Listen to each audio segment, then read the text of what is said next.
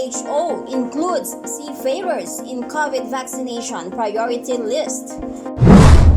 Government allocates 30,000 Moderna vaccines for seafarers.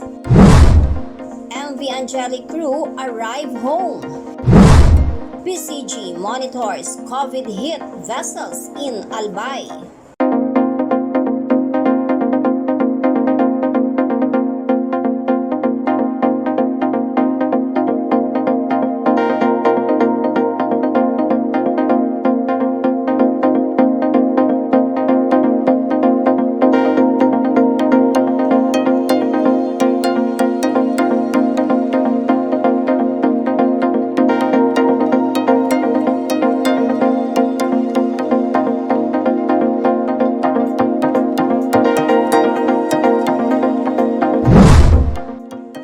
Welcome to Marine World Weekend. I am Lynn Bacani. The World Health Organization, or WHO, has included the seafarers among the groups that should be prioritized for COVID-19 vaccination. At the end of last week, WHO released the updated guidance for Stage 2 of its vaccine roadmap, seeking to provide a framework for overall program priorities, as well as vaccine-specific recommendations. WHO's Strategic Advisory Group of Experts on Immunization, or SAGE, included among the priority groups seafarers and air crews who work on vessels that carry goods and no passengers, with special attention to seafarers who are stranded at sea and prevented from crossing international borders for crew change due to travel restrictions. International Maritime Organization, or IMO Secretary General Kita Lim, has welcomed WHO's decision. Lim says he is glad to see that the WHO recognizes the importance of vaccinating seafarers on cargo ships who are responsible for transporting over 80% of all goods around the world, including food, medicine, and vaccine supplies, and have continued to do so despite extremely challenging circumstances. He adds seafarers will play a key role in the global recovery and that barriers to international travel and crew change must be removed. The government has allocated 30,000 doses of Moderna COVID-19 vaccine for seafarers. Of this number, 15,000 are allotted for the first dose and another 15,000 for the second dose. The Maritime Industry Authority, or Marina, plans to distribute the vaccines to the AMO Subseamen's hospitals in Manila, Cebu, Iloilo, and Davao, to the Bureau of Quarantine, or BOQ Central, and local government units such as Manila, Makati, Las Piñas, Bataan, Zambales, and Legazpi. AMOSUP is accredited by the Department of Health after passing inspection of its storage facilities for temperature-sensitive vaccines, auxiliary equipment in its hospitals, and trained manpower to administer the program. Marina estimated 12,500 seafarers have so far completed their COVID-19 shots. Meanwhile, a manning agent has expressed concern on the slow vaccine rollout for the seafarers. He says not even 1% of the registered 800,000 Filipino seafarers have received their vaccines. He worries the slow vaccine rollout will affect the Filipino seafarers' jobs as other countries such as Indonesia are beginning to require vaccinated seafarers in their port of calls, and that other countries like Croatia, Bulgaria, Ukraine, and Georgia are already vaccinating their seafarers and are now prepared to replace our Filipino seafarers. More than 3 million doses of the Johnson & Johnson vaccine donated by the United States to the Philippines arrived last July 16 and 17. Marina has already asked Vaccine SAR Secretary Carlito Galvez to allocate at least 50,000 doses of vaccines for the seafarers every month. Up next, MV Angelic crew arrive home. PCG monitors COVID-hit vessels in Albay. Prolonged quarantine and isolation, repeated COVID testing, Impossible travel restrictions, delayed crew changes. It has been a tough, tough time for our seafarers, and it's not just a physical pandemic anymore. It has become a psychological, emotional one, leaving our seafarers with mental distress, worried, anxious, depressed, and in a prolonged emotional and mental health crisis. When the seafarers are in distress, the whole industry will be. What we see in the future are vaccinated crew with ease of travel along the ports and countries where there is timely crew relief and they are not afraid of losing their job. We are in full support for the fair future of our seafarers. Hi, everyone. What a special day this is. The day of the seafarer, or shall I say the day of the hero? Yes, you are all our heroes. We commend your resilience, your hard work, your determination, and your leadership. We can't thank you enough for everything you do on a daily basis. We want you to know that we are always by your side no matter what. We're here to support you, we respect you, and we can't thank you enough. Be well, be strong, be healthy. We are one fantastic team. We are the OSM family, and it is all about people. It always has been, it always will be. It's in our DNA, it is our culture. Thank you. What if I tell you that KSIM Connect has become a reality? It is the cloud-based ecosystem for maritime education and training, where Kongsberg provides simulation and services to all members. As an instructor, my main goal is to educate and train seafarers to acquire skills promoting safety, sustainability, and efficiency at sea. At KSIM Connect, I can efficiently manage my simulators, my exercises, and my students. In the exercise archive, I can store my library of exercises, and if I want, collaborate and share them with my colleagues or others in the global community. KSIM Connect enables me to give students access to cloud simulation, so they can train anytime and anywhere while learning at their own pace. In addition, I can explore the library of models and exercise areas, download or subscribe those that fit the learning objectives. And I can even order spare parts or a service visit if needed.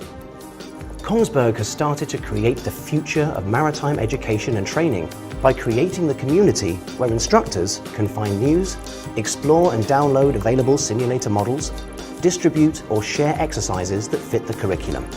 Imagine using KSIM Connect to integrate our simulators in the same virtual exercise environment, enabling students to train and interact together. It doesn't matter whether you're in Singapore, Australia, or in the United States. As long as you're online, you are part of the knowledge-sharing community. Kongsberg is shaping the future of maritime education and training by creating the community. Let's continue building this community together for the benefit of ourselves and the entire maritime training industry. Join KSIM Connect today.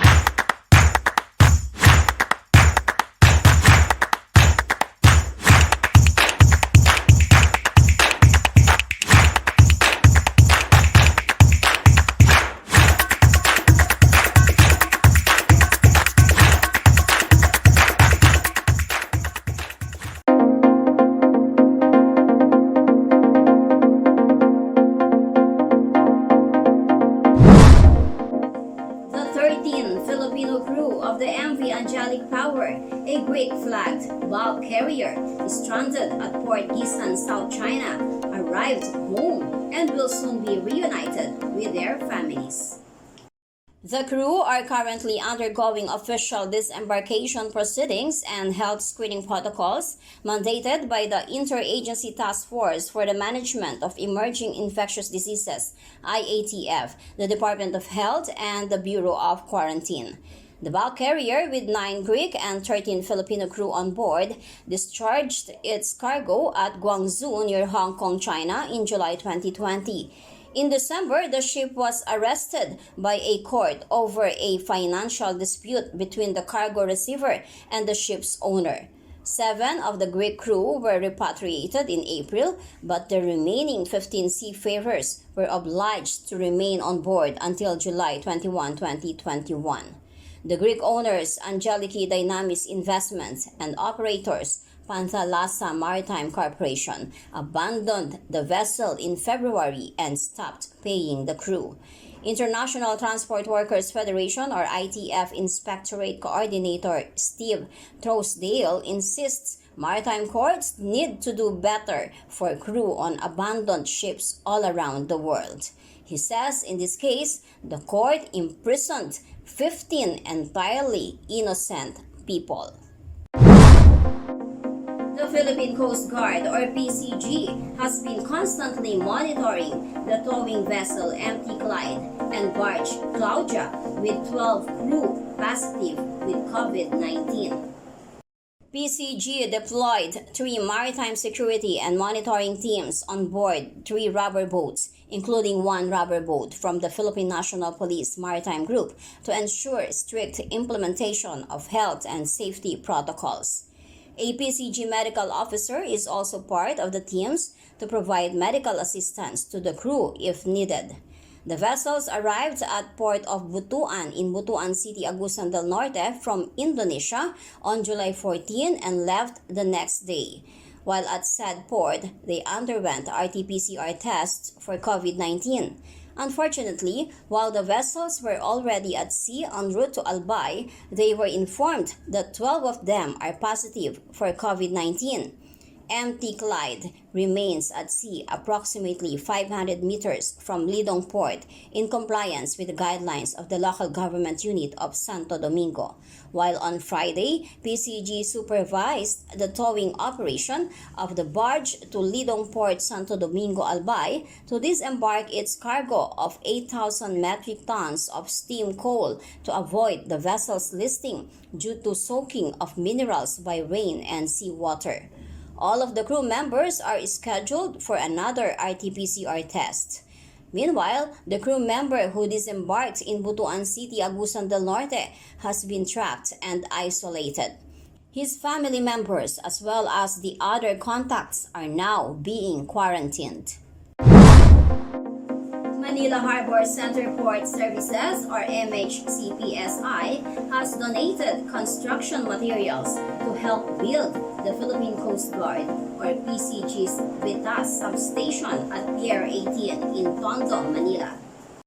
The materials were turned over to the PCG team led by OICPO1 Ronald James Corpus. The donation will support the substation's development project that will create a bigger workspace for its personnel to help the PCG perform its operational and administrative functions more efficiently while strictly implementing pandemic health protocols.